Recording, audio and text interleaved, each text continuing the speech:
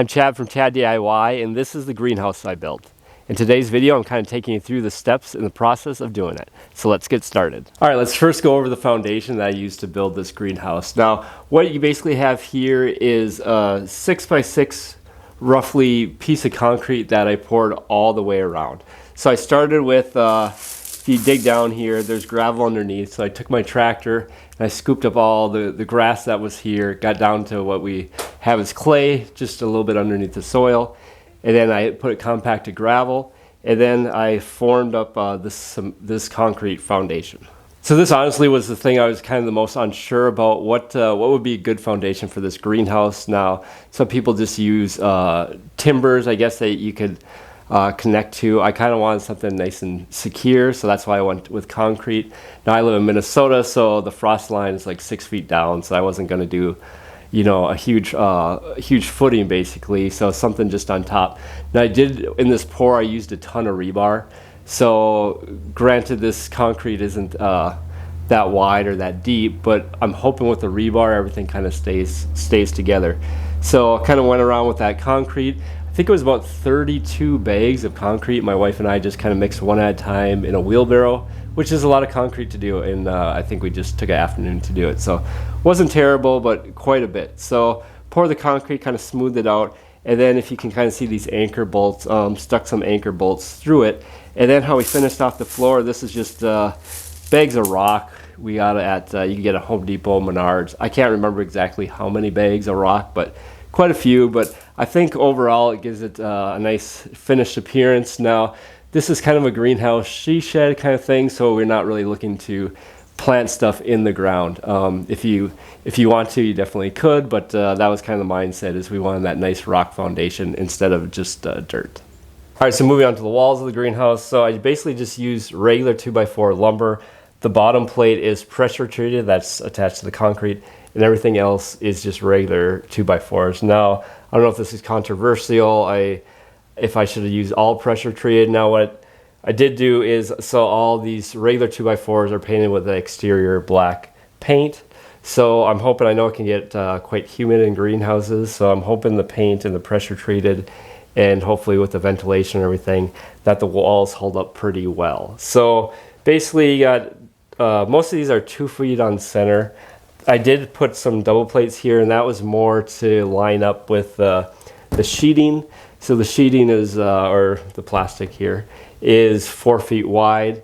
So just, I don't know. And then you use like a trim piece that goes in between. So even if these are 4 feet, then the next piece starts a little farther down, so it gets a little confusing. Now I don't know if that's completely necessary, but that's kind of what I did just to match up the sheeting. So now going lower down on the framing, what I did here is I used a 2x4, I kind of flipped it around, I don't know if that's vertically or flat, and then one side I used pocket hole screws, and the other side I just was able to nail in as I went along. So I could have used pocket screws for both sides, but it was easier just to nail one side and pocket hole screw the other side. So these are nice and secure, and what that did is it gave me a nice place to attach the bottom of the plastic sheeting, and also for the sheathing down below to attach that too. So I kind of made a bridge there all along the wall, and worked out really well. Now the build plans, I believe it called for a 1/2 inch exterior sheathing, and that was kind of it. So that's what I went for. And it looks all right on the inside when it's painted black or whatever. And eventually the plan is kind of to cover this with some probably LP Smart Side, what I used on the other side, and kind of a better finished look. But for right now, this is kind of how we're keeping it for its fall right now. So throughout the winter, next spring, we'll reevaluate. But yeah, so I used that exterior sheathing for this, which is going to be great for the interior here. However, on the outside, I didn't really like the look of that and just trying to finish it off. So I ended up putting Smart Side, LP Smart Side on the outside, because that's a nice finished product. Now, I think if I could do it again, I probably wouldn't even use the exterior stuff. I would have just used the LP and then painted it inside here as well. But I don't know. You kind of live and learn, I guess. But I could have saved a little money on the exterior plywood doing that again.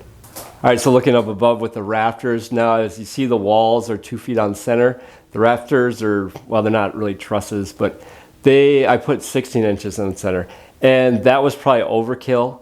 I was worried because we get a lot of snow in Minnesota, so in the winter I didn't want the roof collapsing, because the plastic, like it's quite flexible. It's not very thick, and it seemed a little flimsy. So I went 16 inches on center. So I think that's going to obviously be plenty strong. What I didn't really quite factor in is it blocks a lot of the sun. So when the sun's at certain angles, having 16 inches on center, you just have more wood that's blocking the sun. So this greenhouse in Minnesota, you're probably going to be supplementing light and stuff anyways, depending on what time of year it is. But just something to think about when you're deciding like how much the distance of rafters or studs or all that stuff is. The more wood in here, the stronger it is, but also the more light it's going to block throughout the year. Now popping out to the outside here, you can see this is what I meant by the LP Smart siding. This comes in 4x8 sheets, and it's kind of tongue and groove, so kind of goes together, and it's a tan color normally, so painted white. And then, so that's down below. Then we have kind of a drip edge here to bridge the gap. And then here are our 4x8 sheets of plastic. So I got all my plastic at Menards, which is a big store where I live. If you don't have a Menards around you, I think Home Depot or Lowe's kind of sells something similar. But it's kind of a whole system, so you kind of have to research exactly what to do on these. Now the plastic itself comes in 4x8 sheets. I cut it with just a circular saw. It was a little sketchy doing that, a lot of little shards flying around, but I don't know, it worked out pretty well. And it comes with these special screws. I think you could probably use just regular metal roofing screws too with a washer, but I kind of used the correct screws we have. It's going to be hard to see, but there's seams, or there's trim pieces that you kind of plug the two pieces of plastic into. So I don't know, so the rain and everything can't get in there. So overall pretty easy system. You kind of just make sure the edge is square and kind of work your way down. The roof was pretty simple, same thing with the roof. Now I did use kind of roofing screws that have a bigger washer already attached on the top, just because wind and anything. And really I don't have eaves for the wind to get up on anyways, but it just kind of makes it a little bit more secure doing that. So unfortunately with the sunlight and everything, I know the roof is totally washed out with the lighting settings on the camera. Apologize for that. I kind of haven't been able to get that working better, so this is what I got. But for the drip edge here is basically like what you put on a house, I guess, is just the drip edge I use. And part of this I was kind of making it up as I went along. There are instructions that come with the plans here, but some of it was a little confusing to me, exactly what you do for all the drip edging, so kind of making it up as I go along for that.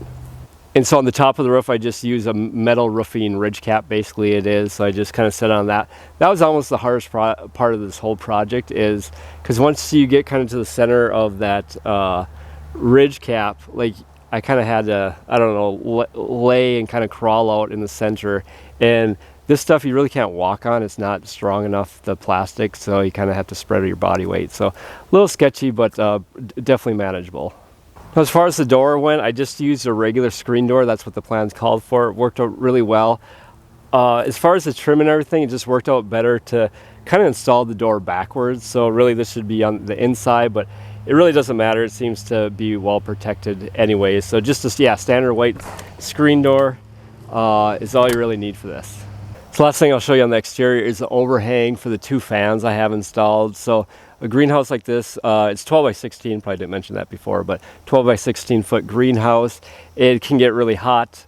I don't know, the bigger the greenhouse, I think the better it kind of regulates its temperature, but definitely can get really hot. So I installed two powered fans basically that can be turned on and off, and that really helps exhaust the heat in there.